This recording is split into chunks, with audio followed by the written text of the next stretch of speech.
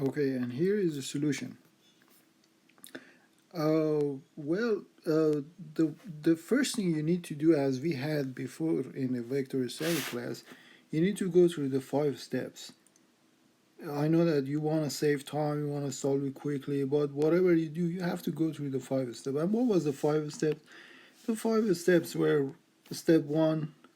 Let's use red here, red color. Step one was choose your system. 2, FBD. 3, equations. 4, solve. And 5, verify your solution. So the first thing I need to do here, I need to choose a system. And obviously, you can, as I know many of you guys already come up with this part. Usually this part, choosing the system, is hard if the system is complicated. But in this part, you only have one shaft that is just ready to be encapsulated inside this dash lines, as you can see here. So the next thing you do, so I check mark system, so I only have one system, let's call it system 1. Okay, so the next thing you do, you draw FVD.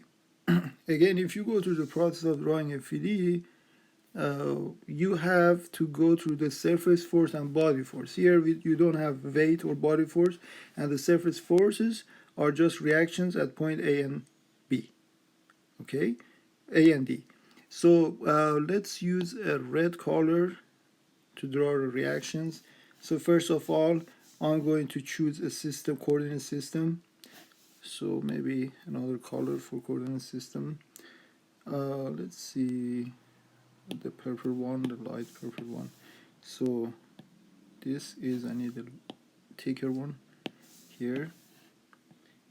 Let's say this is my x-axis, and y and z. So this is a coordinate system that is compatible with the right hand rule. Okay, that means if your finger go through the x, your palm show y, your thumb would be showing the z positive. Okay, so using that, I can put my external reaction using this coordinate system. So if I do that, I'm just going to include external reactions. What color I haven't used so far? Let's use red. Okay, so at point A, I'm going to have a force in the x direction. Why? Because I have a 5K force at the middle, right? So it's very natural to think that, well, I'm gonna have an AX here, and because I don't know if it's positive or negative, I just take a default. I guess just take a default, and the x positive, this is my x positive, and therefore the direction of AX, as you can see here, is to the x positive. Now if we get negative in the end, then that means it's just the other side, exactly the way we did in vector statics. So now I have AX at point A. Do I have AY? Yes or no?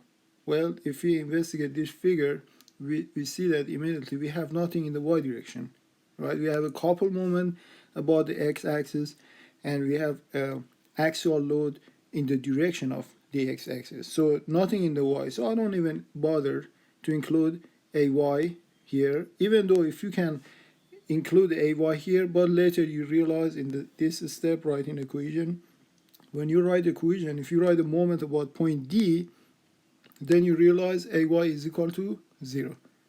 Therefore, I don't simply write it. For AZ, also, I don't have anything there in the z direction, so I don't include it. Now I go to moments. I'm going to have mx or ax, a moment at point A, in the direction of x. I simply call it max. Right? What about y direction? Well, the answer is, again, there is nothing in the y and z, so I don't include them. Doing the same, if I go around this surface, you see this dash yellow right here. If I walk around this surface, the next point I cut the environment is point D right here. So again, I'm going to have some reactions there. So I'm going to have dx and also md or mdx. Okay, so this is my external surface force. Now I go to body force. Again, we don't have weight or gravity or electromagnetic forces. So this is my complete free body diagram. And also I know that I have a 2K right here. I'm going to check mark it. And I have a 5K right here too, right? So this is my complete free body diagram. So I already did my system. I did my FVD. Now I want to work on the equations. So before I do that, I want to simplify this FVD, not simplify. I want to make it a two-dimensional version because I can, oh, this is just too thick. I can work on 2D things better than 3D. It's more obvious, especially the loading. So I am going to make a 2D version of this system.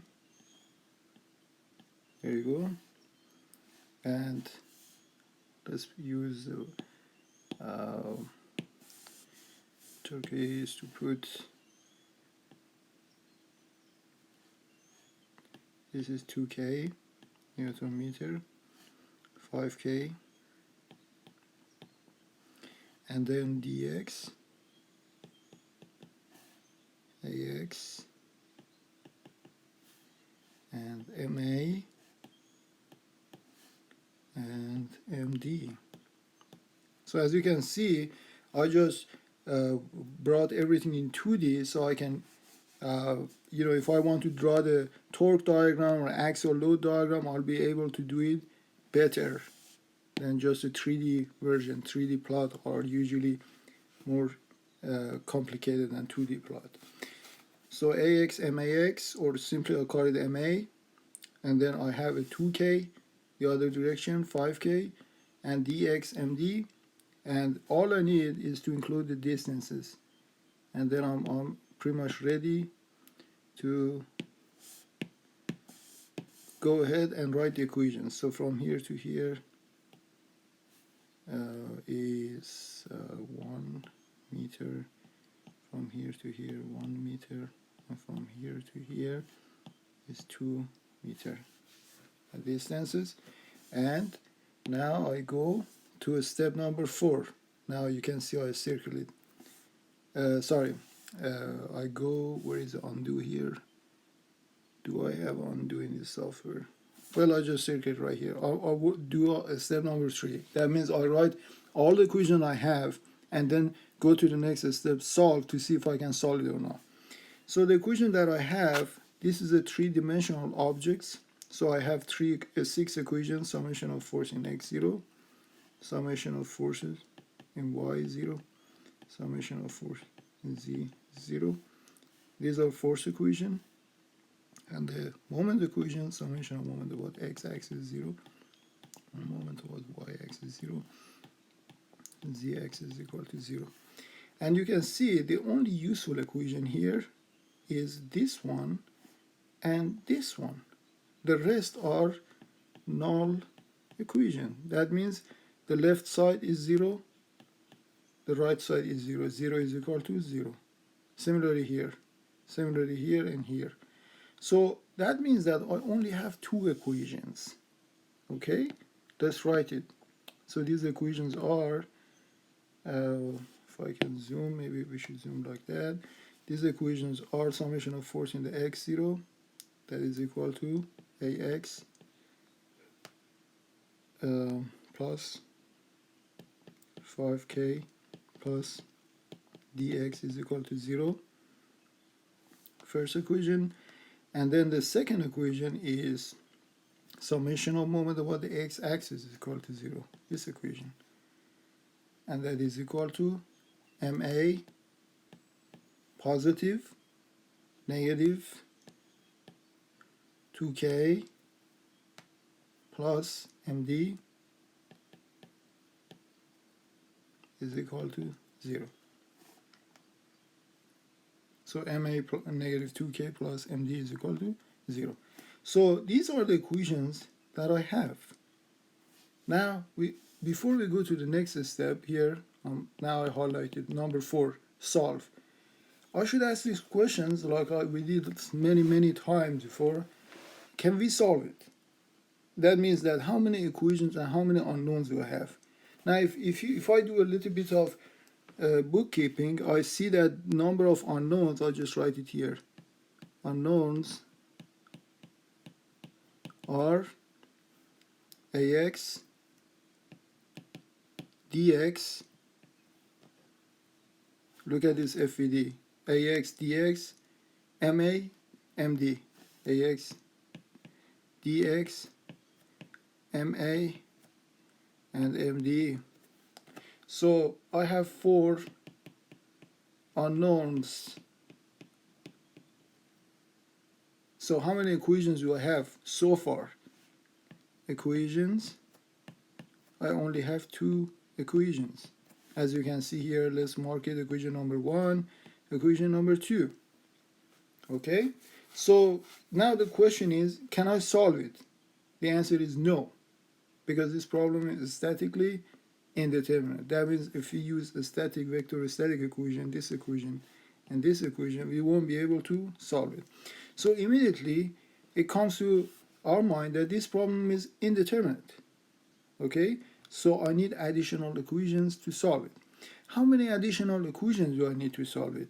And the answer is pretty obvious. Let's use red, plus 2 additional equations.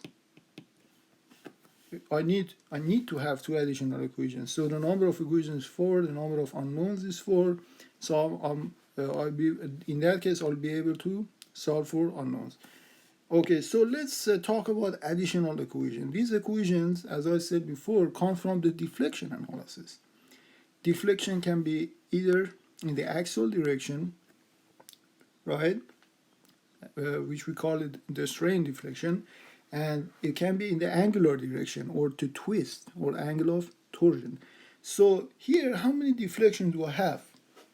I have 2 kind of deflections. Excuse me. One is in the angle in the axial direction, in the x direction, and one is, you see the blue torque, 2 kilonewton, that causes the object to rotate. One is the torsional deflection. So what are my additional equations before I solve this problem? Well, I just write it. You see, before I actually get the numerical values and insert in, I can just simply write here. I can say one equation, let's call it equation number 3, is the angle of point rotation of any point on the plane or wall at D is 0 with respect to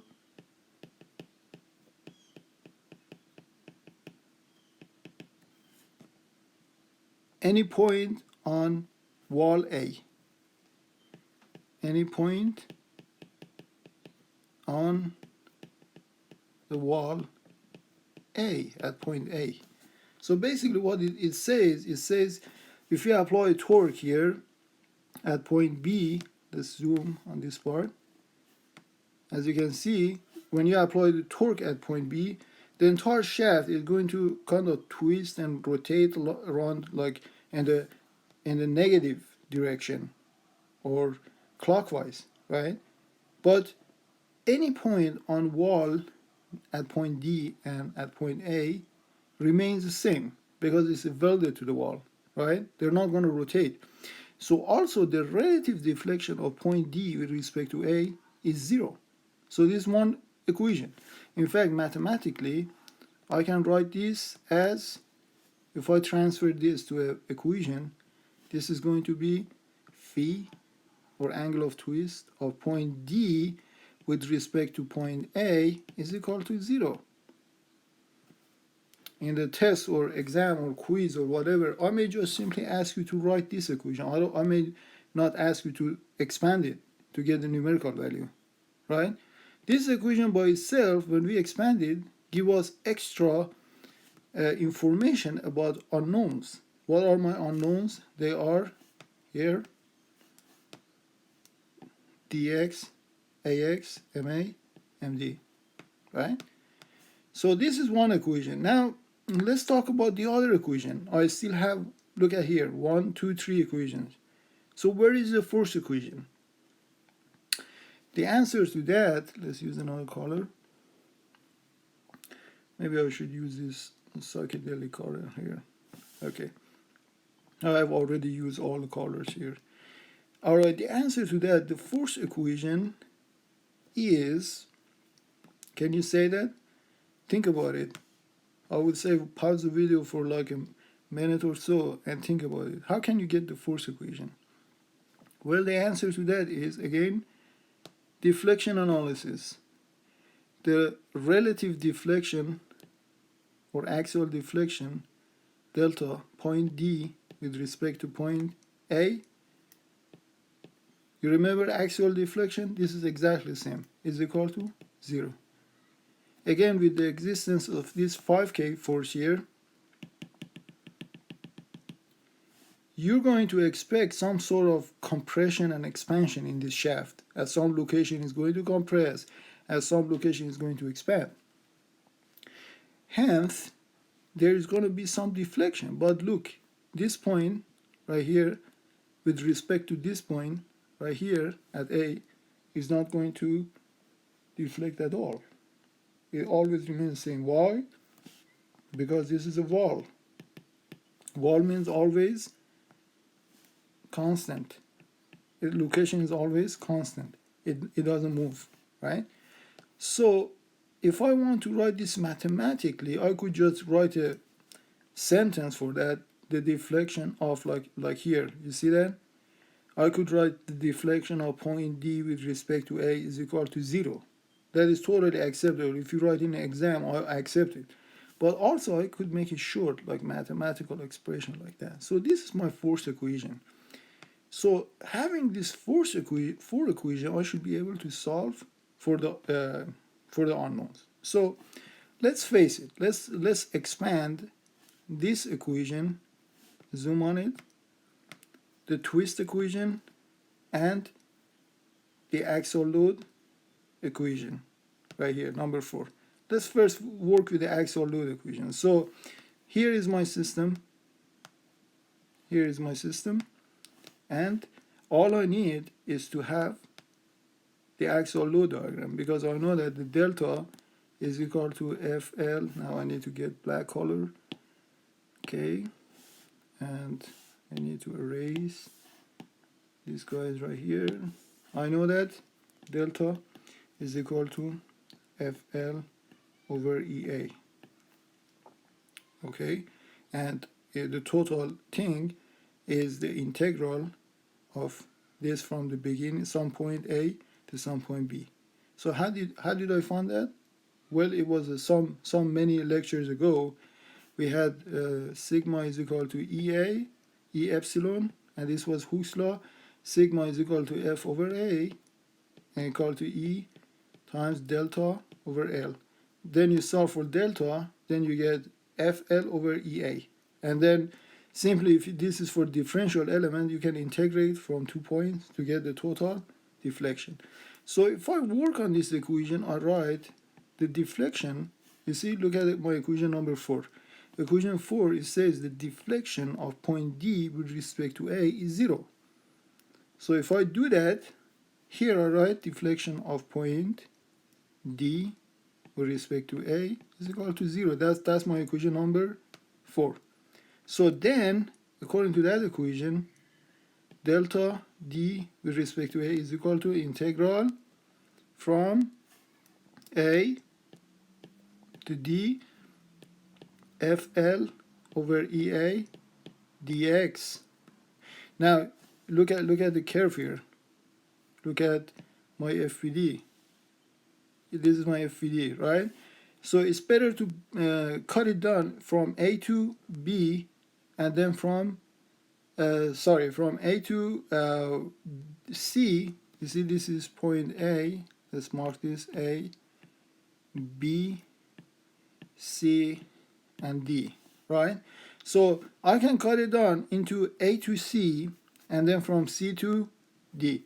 So here I write that delta A with respect D with respect to A is equal to integral from A to C FL EA dx plus integral C to the end d FL EA dx. The first integral is in this region from A to C. As you can see, the axial load is constant there. In fact, here one thing when we take the integral form, this is going to be dx. L is dx, right? So when I write it like that, this becomes dx, and therefore this is already right here. So we don't need to have L here. This is one thing I did. In my writing, I need to erase it. There is no L here because we already considered dx as you go back here. So now, coming back here, we have integral from A to C. Look at the free body diagram here. From A to C, although I have a variation in the torque, but the axial load is constant. You can easily see that, right? So from A to C, the F is constant, EA is constant. Okay? So I just simply take it out of integral. So it becomes F from AC, right, times that dx become in the L, the length from A to C, over EAC, okay, which is basically the Young module of elasticity, times AAC, plus the axial load. Now I work on the second integral.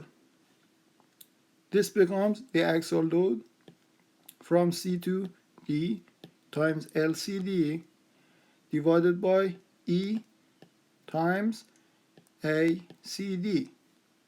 As you can see, these two areas are not same, but and also the forces are not same. Because why? Because we have a 5K force in the middle, right? But and also the length are not zero, are not same. You see, LAC, well, both lengths are 2. Yeah, both lengths are 2. But the forces are different. So let's circle those are different here. So they are same, this length are same. The forces are different, the lengths are same, and the areas are different. Right? So I circle the ones that are different. The module of elasticity is same because the entire shaft is made of the steel, high carbon steel. So here I have one equation already expanded. So this delta is equal to 0. Okay? So that is my expanded form. But is it ready to solve? You say, well, I have the area, let's check mark it, or because I have the diameter, I have the length, and I have the module of elasticity. It is like 200 gigapascal for, I Googled it, for steel is 200 gigapascal. But what about FAC and FCD? Do we really have them? Well, the answer is those can be related to the actual unknowns of the problem. What is the actual unknown of problem? The actual unknowns of problem is AX, check mark it here, and DX. So those two forces can be related to that. How can they be related to that? Well, the answer is draw the axial load diagram. So right now, what I'm going to do is to draw this axial load diagram. So I have this my shaft right here. Need to. So this is my AX, 5K. and dx. Okay, then if I draw the diagram, all I need to do is to cut it in two sections. Take x from the left and cut it between, from A to, this is A, C, D, from A to C, and then from C to D. Between A and C, you have something like this, the axial load, N of x, A of x. Okay, that's your FVD. Therefore, your axial load is equal to negative AX. If you write summation of force in x0 and solve the equation, you realize axial load is equal to AX plus NX is equal to 0. That means NX is equal to negative AX. Then go ahead and continue this X. So I'm going to erase this X and take it, extend it a little bit further to between C and D, right here, X. And now in that case, your FVD looks like this. Again, you have AX, but here you have added 5K, and then right here, your NX is right, and X is right here. Exactly like the previous case. Don't forget that the tension is always positive. So NX, like before, 5K and AX. Now if you write summation of force in x 0, then you get AX plus 5K plus NX is equal to 0. Solve for NX, then you get NX is equal to negative 5K negative AX. So if I want to draw the axial load diagram, it's going to look like this. If I want to draw it right here, the axial load diagram will look like, so let's say this is your X, and this is your NX, positive and negative. Your axial load will look like from here to here is negative AX, and after that is again 5K negative AX. There you go. Negative AX. Maybe I should have used another kind of pen. Negative AX from here to here. Negative 5K negative AX from here to here. Okay. Now I have come back to this expression that we had here. What is FAC right here? FAC is the axial load between A and C, and that was right here, negative AX. So let's plug it here. So instead of FAC, you put negative AX times LAC. Now I want to substitute numerical values. LAC is 2 meter divided by, well, because both sides here have E, you see, Young module of elasticity, they cancel out. You see the right hand side is 0. So you don't need to have numerical value of E. You can just factor it out. So negative AX times 2 divided by AAC. I'm talking about this term right here, right? And what is AAC? Is equal to pi times the radius at point for the shaft between A and C. The radius there is 2.5 divided by 2, that was the diameter, times 2 10 to negative 2 to the meter square. You see, this is the area, AAC. So you have to use pi r square, pi r square. And when we reach to the torsion, then we have polar moment of inertia. And then here, instead of 2, you have 4. These are very small things that everybody makes a mistake. So I invite you to practice more to get used to this kind of like numerical values here. Now you go to the second part. I'm talking about this part right here, FDC, okay, or FCD. What is the value of FCD? Let's go to the diagram. Is negative 5k, negative AX. So here I put negative, so this plus negative 5k, negative AX. This is the value of that times LCD, and LCD is also, if you go to the figure right here, LCD is equal to the length from here to here, which is 2. Okay, so I replace here another 2 divided by, we already got rid of E, then ACD right here, ACD, see that? And what is ACD? Again, pi r square. And what is the radius there? 5 centimeter divided by 2, 10 to negative 2 square is equal to 0. This is completely expanded version of equation number 4. You see, the original equation number 4 is right here. Let me highlight it. Highlight. Do we have a highlighter here? I think, yeah, the highlighter here with light. So this is the original. We need more thickness right here. Here is the original equation number 4. Okay, and now here is the expanded version of the same equation number 4. So this equation, it's very interesting. Why?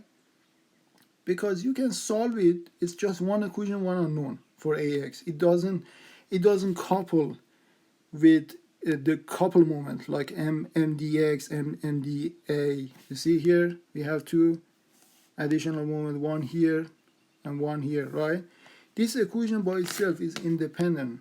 If you solve it, one equation, one unknown, you get AX. And that's easy. This problem is very easy. Why? Because later on we show that this outcome of superposition principle, and this, because this problem is linear, you can use superposition, and then just because of superposition, there is no coupling here. This problem is extremely easy. So you can go ahead, just solve this for AX and get finish this part. Find the axial load, right?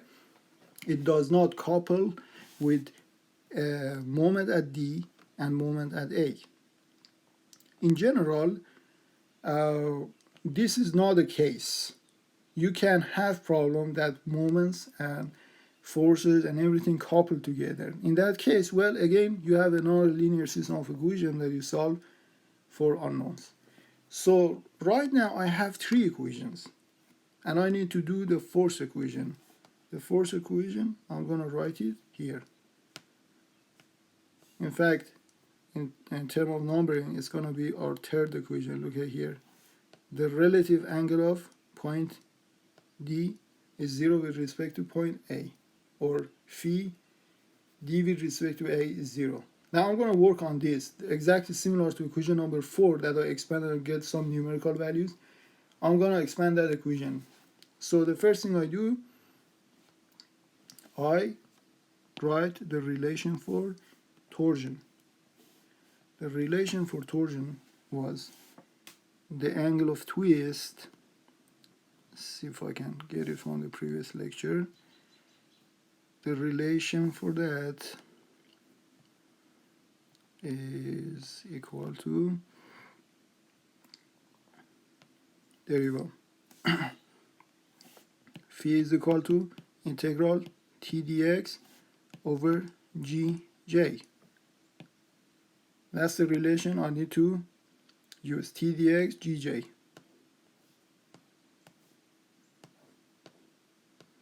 So I'm going to use that equation. I say phi right here is equal to T dx over Gj. So if I say D with respect to A, then I should do this integral from A to D. And look at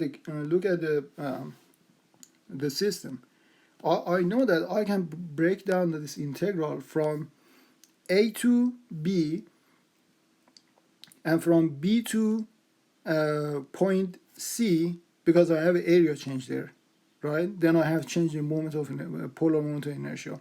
And then from C to D. So in this interesting part, I have three different sections. So let's do that.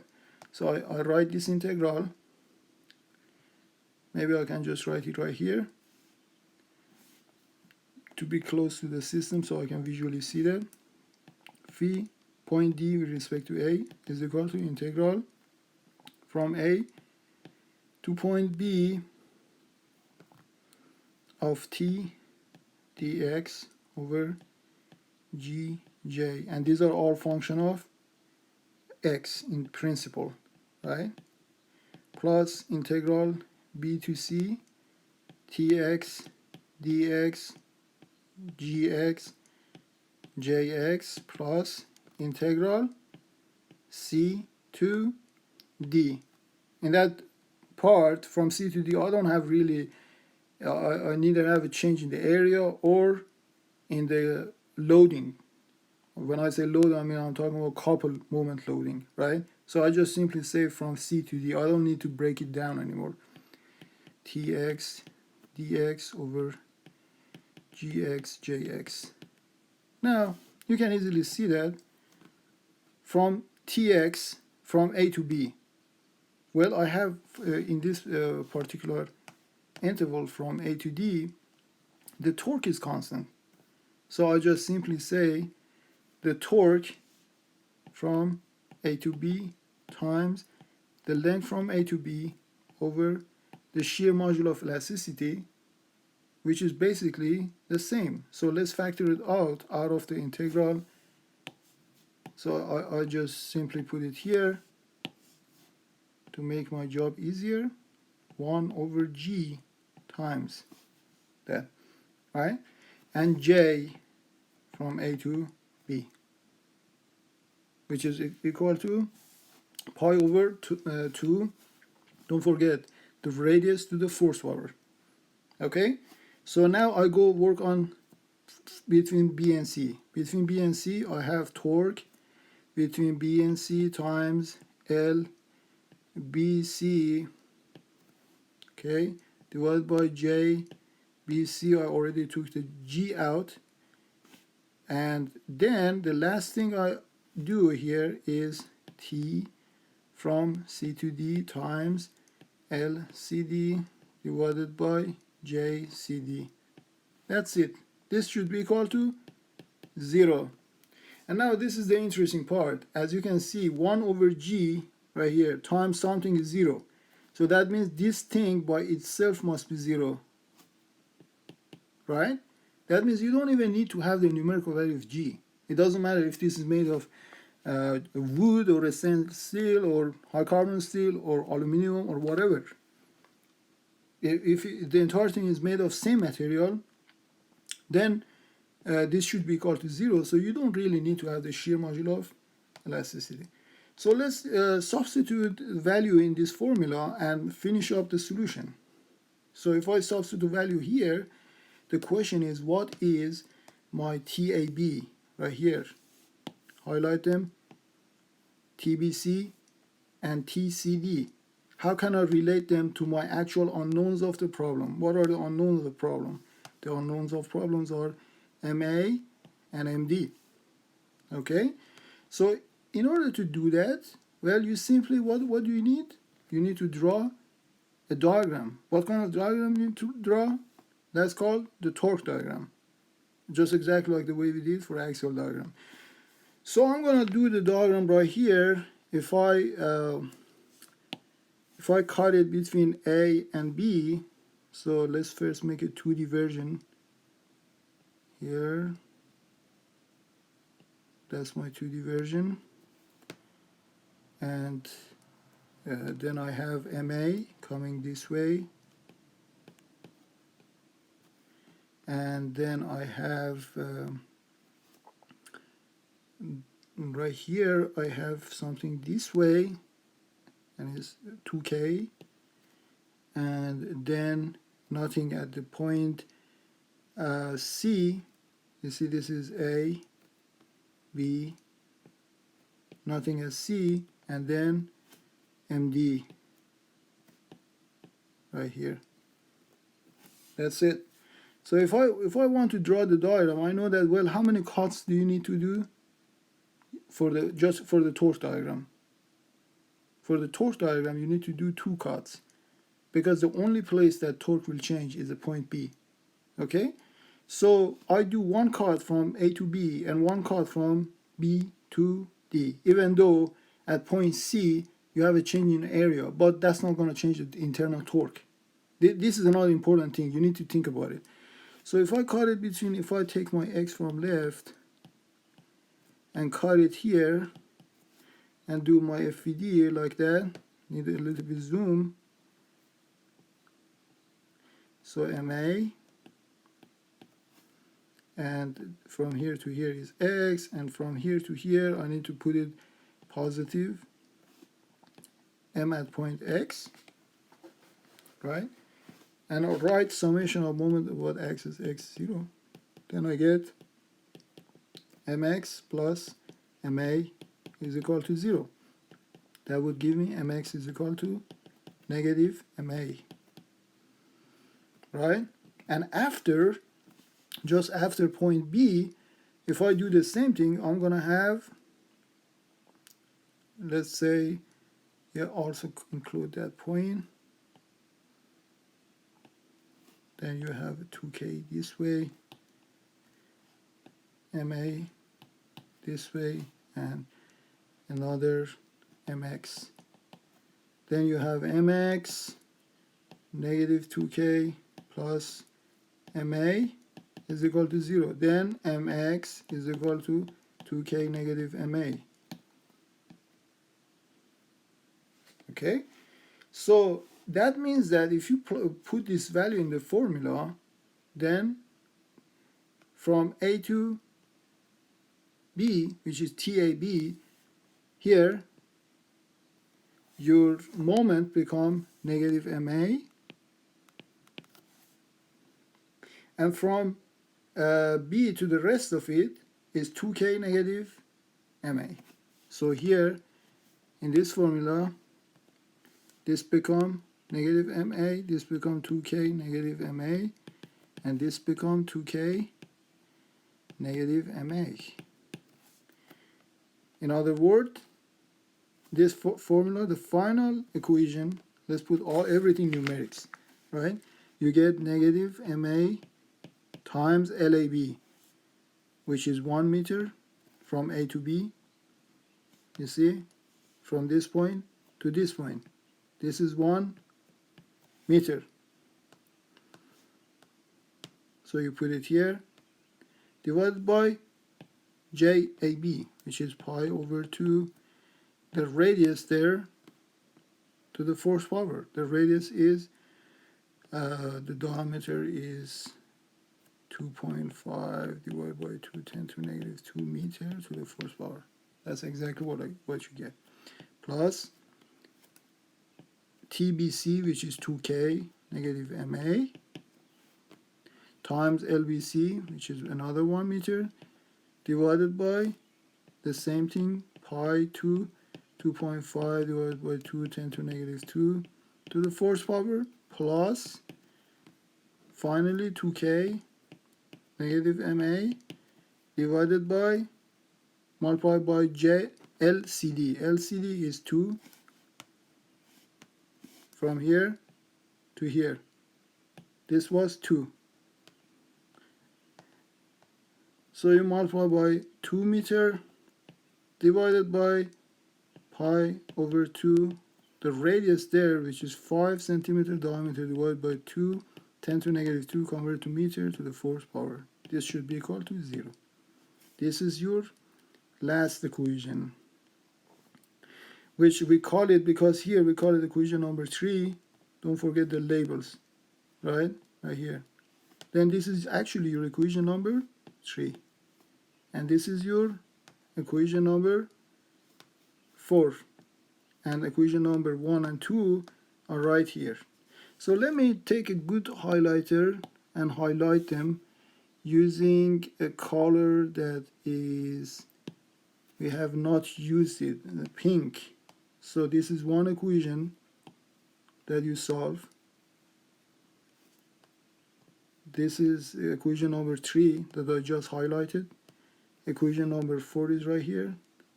Equation number 1 is here. Equation number 2 here. 1, 2, 3, 4. 4 equation, 4 unknown. Now my question is, which one do you solve first? Well, you can either solve this one for MA. Look at here, equation 3. You can solve this to get MA, right? And then you can solve for either one, for AX, right? So you get MAAX. Then what do? You put it here. If you plug AX here, then you get DX. And here you plot MA that you obtained from equation number 3. You put in equation 2 right here, and then you get MD out. That's it. So we're going to have more opportunities. I'm going to put a final waiver soon. So please stay tuned. Practice the last lecture. I'm going to put more homeworks for you guys. Also, I'm trying to see if I can get a free version of online homework practicing that you can interact, like interactive homework practicing, things like that from Pearson. And if they make it free, then I post a lot of homework so you can practice a lot of questions online and see the result immediately online. Okay? So I'll see you soon.